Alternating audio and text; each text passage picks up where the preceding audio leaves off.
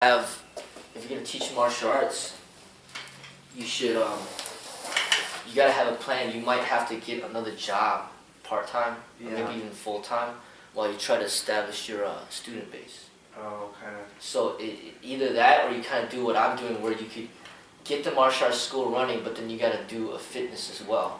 Right. Like maybe get certifications in fitness or whatever the case may be. Personal training or whatever. Yeah, get personal training certificates. So then you have that as a backbone while you build the martial arts school. You know, but if you just want to do martial arts and that's it, and you're just sitting at the door waiting for students to come in, I mean, it's gonna be hard to survive unless you're living at home and you don't gotta worry about any bills or anything like that. Because even if you do live at home, you gotta worry, and you don't gotta worry about those bills, you still gotta cover the rent of the facility, and that might be $2,000 a month or more or whatever. So you need like at least a certain amount of students to pay that. Because if you have 20 students that pay $100 a month each, then you need 20 students to make $2,000 to cover your basic. And that's just for the rent. That's just for the rent. But it depends on where you go. I mean, there might be a place you find for $800. Right. So then you only need 8 students to cover the rent. But if you got a side job, like for me, saying you do like me doing an Uber, for example, and say that brings in like $500 a month, then you can do that as you work around the schedule. Because if you have a flexible job, like for you delivering things, that's a flexible job. So as long as you got students, then you make money from that. And then when you're not working, then you do your job. And then when you do your job, then that's when you can meet people. So then you're delivering food to people's doors. Just give them a business card. Think, oh, I teach martial arts too. And then you could meet people. But if you don't have another job, then it's going to be harder to meet people. So to make it work, it's always good to have something else to make income, supplemental income. If you are married or if you have a girlfriend that you're living with or whatever, then maybe she could help with establishing it, because then her job will help make things easier for you. Yeah. You know, but there's got to be a different plan. You can't just depend on the martial arts alone. It takes a long time to get to that point. I don't know how long it takes, but it takes a long time. I mean, but I always like to have different ways of making money. At least as long as it doesn't go against your values. Right. Like I could teach, you know, fitness. I could teach self-defense. I could teach martial arts. I could teach meditation. So if people don't want the martial arts, then I could introduce self-defense to them. I could introduce fitness to them. And then after that, then now I got the driving, so I can make money from the Uber and the Lyft. Right. And then also, like, what I also do is I sell like used bikes on the side too. So I do that too. And then just if things really got bad, like I only had the Uber for maybe like 4 months, 5 months. But before having that, I was like, if things got really bad, then I had to look for something. Something else? Yeah, you know, something. And then that's when, then now that I get Uber, it's even more comfortable. Right. You know, but you got to realize the industry, a lot of the industry is fitness. Yeah. So, like, you have to see that. Like, there's just not a lot of martial artists out there that appreciate it. So then you have to find something to do. So you see a lot of people that will have like a full-time job. Like my old Sifu is an accountant. So then he does accounting full-time, and he does the martial arts on the weekends and the side or after work.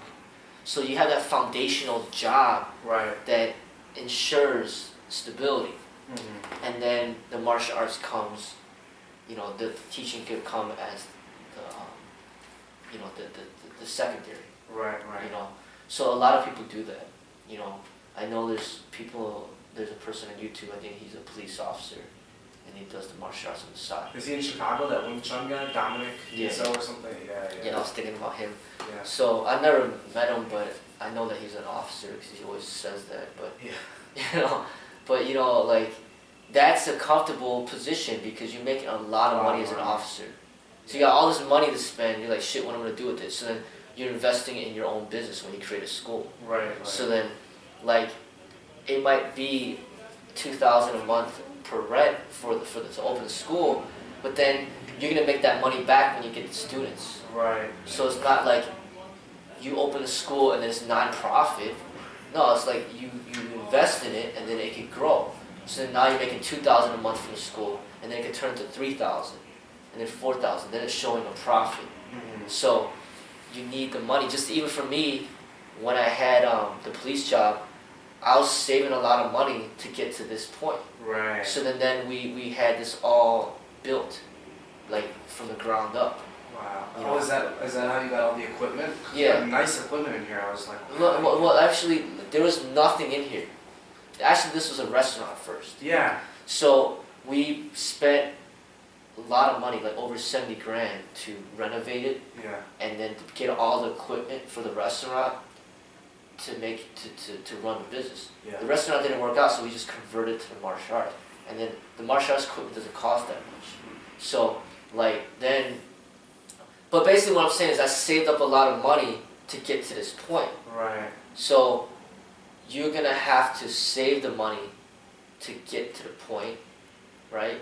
And then you also have to, like I said, have something that's more stable until you bring in enough income when you could stop that other job, Yeah. if that's what you wanted to do, Right. right? But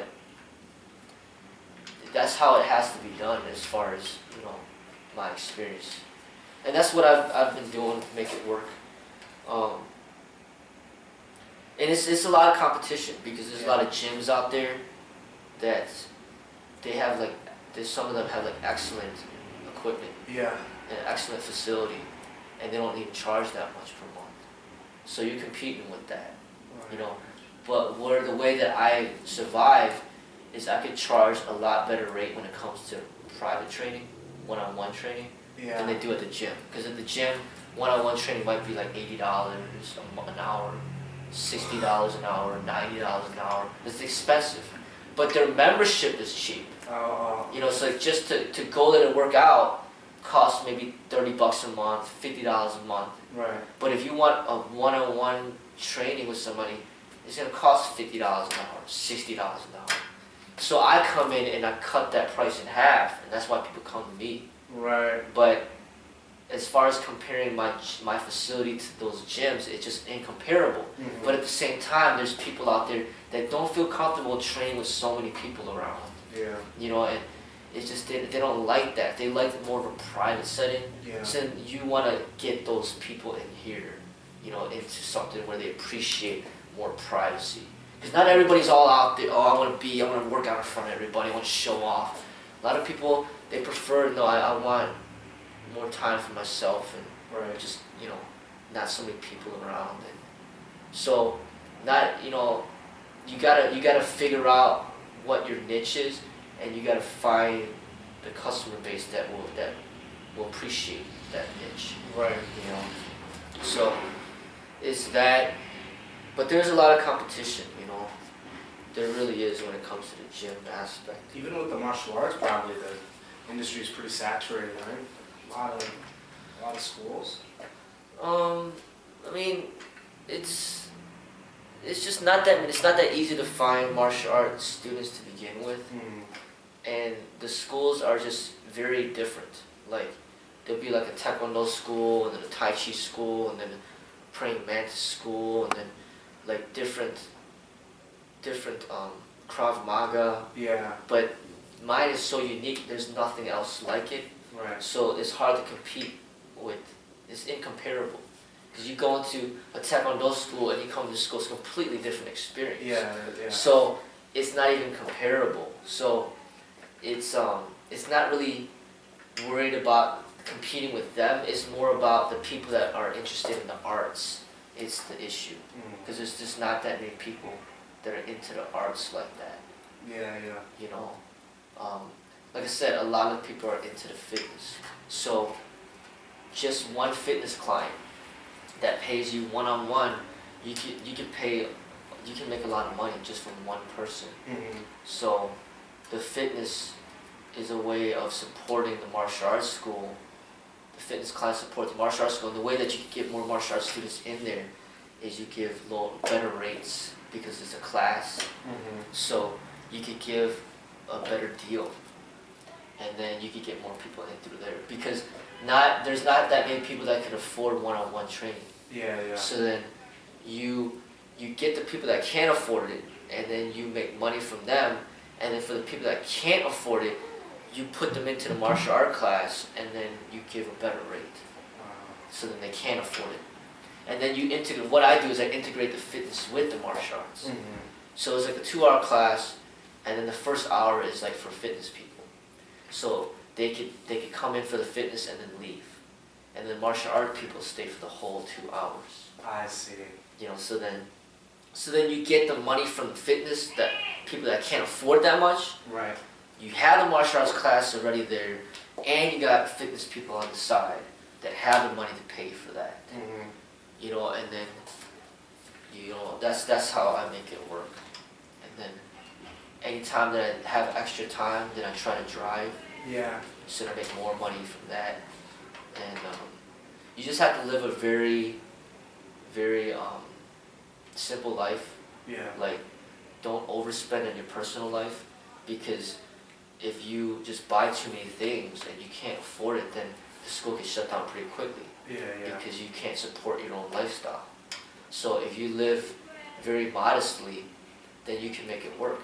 Because then you only have to worry about the bills of the school and not your personal expenses, which could be very absurd. Right. You know, like you just buy a whole brand new car, now the school's got to shut down. You know what I'm saying? Yeah. So it's just like you need to be very smart with your money. Right. Because you get, another thing is every single month can be different. You know, 1 month might go well, and you go for 3 months and you barely have any students.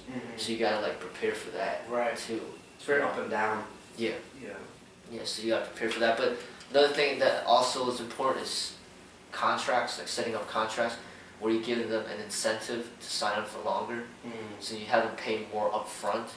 So then you know, then it encourages them to stay longer. Right. You know, that's important because that's what the gym does too. They know that a lot of people will come in there and they won't come back. Right. So they have them pay as much as they can up front because they're not going to come back anyway. Right. To provide the stability. Yeah. So you gotta use that to your advantage. Like basically, don't let them pay day by day. Make them pay like 3 months, 4 months, or like 6 months, a whole year. That's what gyms do. Sometimes they'll make you pay like 2 years in advance. Wow. To get a certain rate, because they know that you might just come a couple times, you never come back, but they already got your money. So they take advantage of that, and you gotta utilize that to your advantage too. Right. You know, you gotta give them a motivation to come back. Like if you got their money, then there's a better chance of them coming back. Yeah. But if you gotta like hound them for money day after day, they're not gonna come back because they get lazy. Right. And they man, I don't want to go, and I don't got no money, and that's just how people are. So you got to take advantage of the people, you know, of the situation of getting people to pay up front, and then you got the real students who actually do come train, and then you know, that's what you got to learn to do. Right.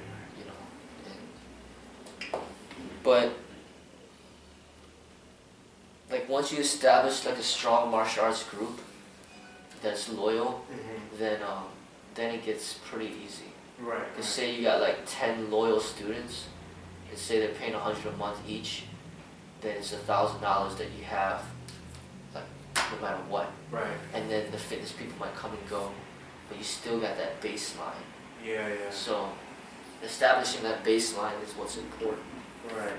You know. Right. And it takes time. Yeah. Thank you so much. Thank you for helping give me that knowledge. I'm gonna try. I mean, you can make it happen. I mean, you just gotta be motivated to first minimize your personal spending and get a job as a foundation until you establish a baseline. Because at the beginning you're not gonna have any students, and you need to have maybe a full-time job or whatnot, and then the full-time job is bringing in, say, say hypothetically, or just a part-time job that's bringing $1,000 a month. Mm-hmm. And then you establish your baseline, and your baseline, you got 10 students that are committed, then now you got 1,000 for them. Then you could quit that other job if you want Right, to, right. you know. Or you could continue the other job while you save money and you just have extra money for those months when you don't have that many students, Mm-hmm. right? Yeah. But word of mouth is a big thing too. Like you might have a baseline and then just tell them to get the word out and then give discounts. Right. I also do like Groupon. Yeah, yeah. I don't really like Groupon, but it did get some people in here too. Oh yeah. You know, but I think I've seen your group on yeah. like an ad or something. Yeah, you just run promotions. Yeah. So you sometimes when you looking for more students, then you'll run a certain promotion Right. to get more people in. But I love what I do, but it's just the marketing is a challenge. Yeah, yeah. You know. But even the YouTube, if you get money from YouTube, that helps too. Right, no doubt, yeah. Thank you, Seafood, thank you. Yeah. Before I leave, can I use the restroom? Yeah, go ahead.